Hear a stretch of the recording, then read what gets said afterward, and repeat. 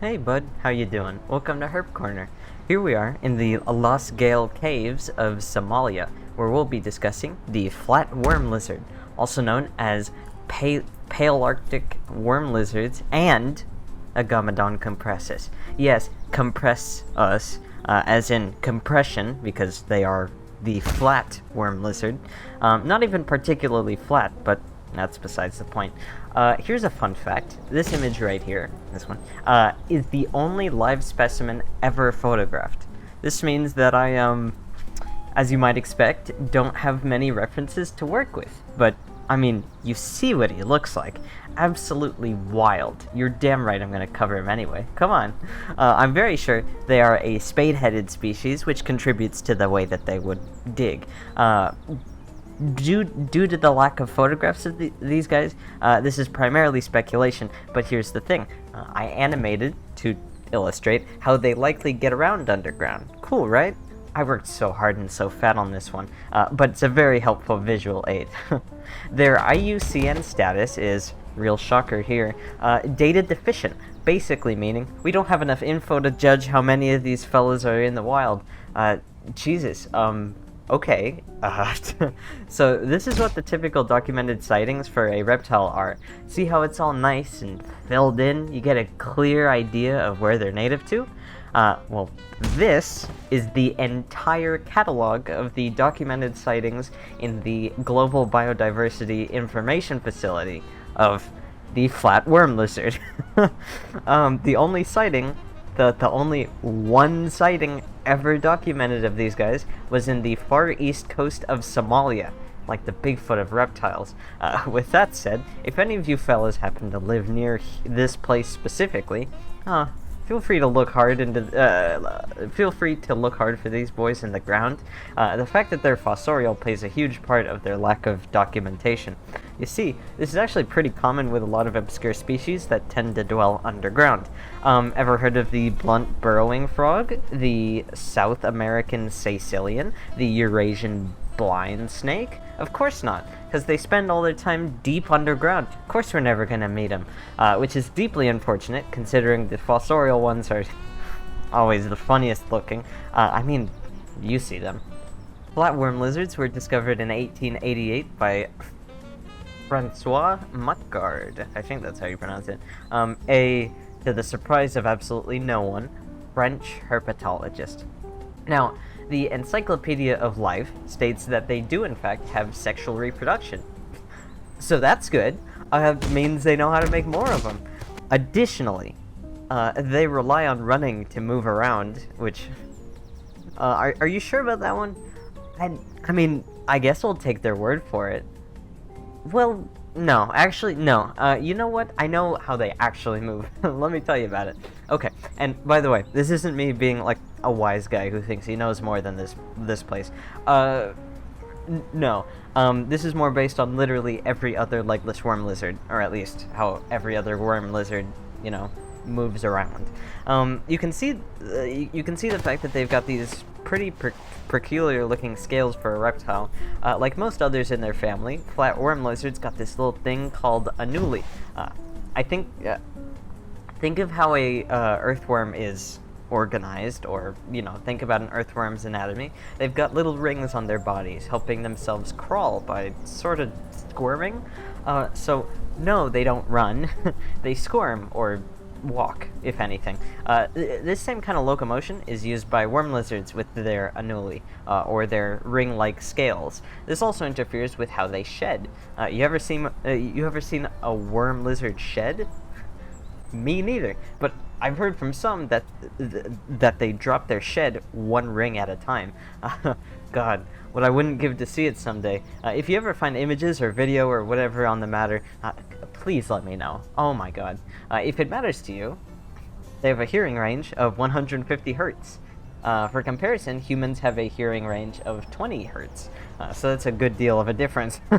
With that said, it's understandable that these guys would have to greatly compensate for the lack of eyesight. Worm lizards are additionally excellent sniffers, and mark their territory in a way that relies primarily on scent. I actually learned about this quite recently from this awesome Smithsonian video. Take a look.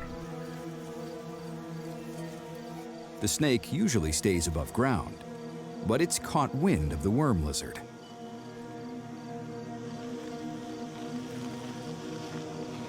The lizard retreats into its narrow tunnel, using chemical markers to find its way around. Chemical markers, huh? Wonder where they heard about that. Not sure where this claim originates. However, I did find a handy little article about Amphisbaena alba that talks about this. Yes, I know there are different species from the one we're covering. However, most worm lizard species are very, very, very similar in their survival abilities, so although whether or not they share this trait is up for speculation, let me just teach you about it, alright? It's really cool.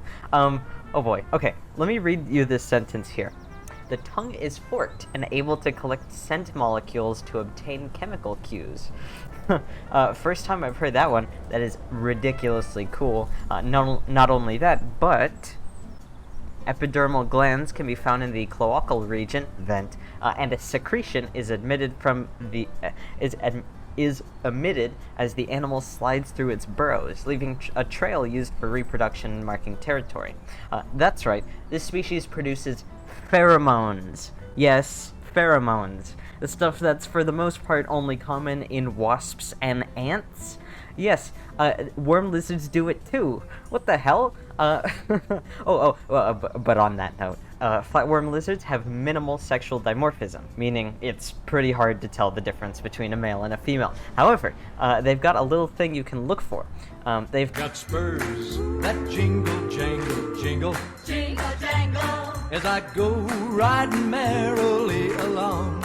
Jingle, jangle. They're pretty similar to Kenyan sand boas in this regard, actually. Male sand boas have little legs, while females have little holes.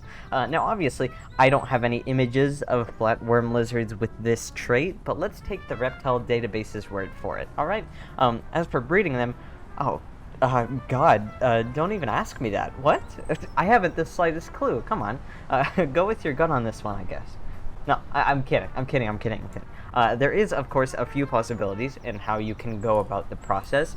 Mostly just look into breeding for other species in Somalia. They're oviparous, meaning they lay eggs, so of course be sure to look into appropriate incubation temperatures and humidity levels. I won't go into that part here since, let's be real, it's pretty dry. No pun intended. But if you're interested in potentially breeding them, well, first off, good luck, since that'd be literally the first time in history that any amphisbaenid has ever been bred in captivity ever, as far as I know. Yeah, hats off to you if that sounds like your calling. You're gonna need to do a lot more research into the herpetofauna of Somalia in general for a good idea on how these guys work, but this video is focused more on the flatworm lizards, so let's get back on track. As for their care, interesting question to ask, considering nobody has ever cared for them in captivity, as far as I know. Well, what do we know? Well, I'm confident they're at least in Somalia, just like the shield-tailed agama. Yes. So let's take a look at their care and make the educated guess that they require similar things. The minimum for probably flatworm lizards would be an 18 by 18 enclosure, longer than it is tall, of course. A relatively humid enclosure is alright, with a humidity of around 79%, and a substrate consisting of a soil and sand mix is also okay. They probably reach an age of around 10 years in captivity and grow to around 6 centimeters. So, yeah, pretty small. But you still want to provide decent space for them, of course. Most worm fellas are insectivorous, so it's safe to say that these guys are too. Anything that wiggles and can fit in their jaws, they'll be a huge fan of. They're motion-based predators, after all. So, what can you get for them? Well, considering their baby, tiny baby size, their diet can consist of the following. Provided with repticalcium with D3, of course, flightless fruit flies, baby dubia roaches, though they might be a little big, baby mealworms, baby crickets, baby hornworms, and little bits of earthworm are all good candidates.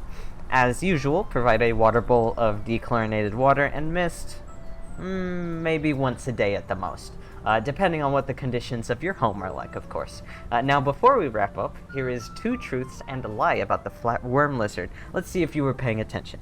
A, there exists only one photo of a living specimen in the world. B, this species is ovoviviparous. And C, they are 6 centimeters long. Which one was the lie? Feel free to comment down below. Anyway, time for final thoughts. 10 out of 10 species, of course. I love all amphisbaenids, so I may be biased, but Jesus H. Christ, if anyone ever breeds these fellas, I may just poop my pants. Figuratively, of course. They're insanely funny looking, all pink and wrinkly, and they have this super neat looking head. If they ever become commonly captive bred, definitely would be an interesting beginner species. The hardest part of their hypothetical care would probably be their size, keeping them contained, all that fun stuff, but you can figure it out. Either way, super sick fellas. Hope more research is done on them. Please, please do more research on them, please. Oh my god, please. But I think that's gonna be all for this installment of Herp Corner. Happy Halloween. Oh, that's not right.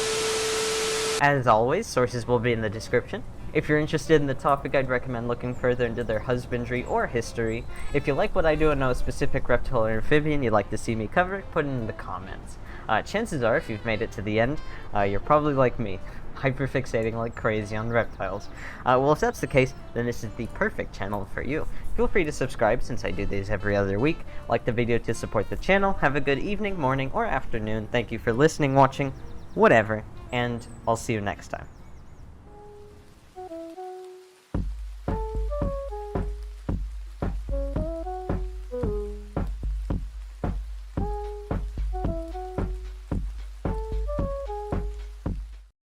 By the way, the lie was answer B. It was a bit of a trick, considering ovoviviparous and oviparous sound pretty similar, but ovoviviparity is when the egg is born before the mother births it out. Oviparity is when they lay the eggs first. Flatworm lizards are oviparous. They lay eggs. But I wouldn't hold it against you for tripping up on that one. It is okay. Have a good rest of your poopies. Thank you. What?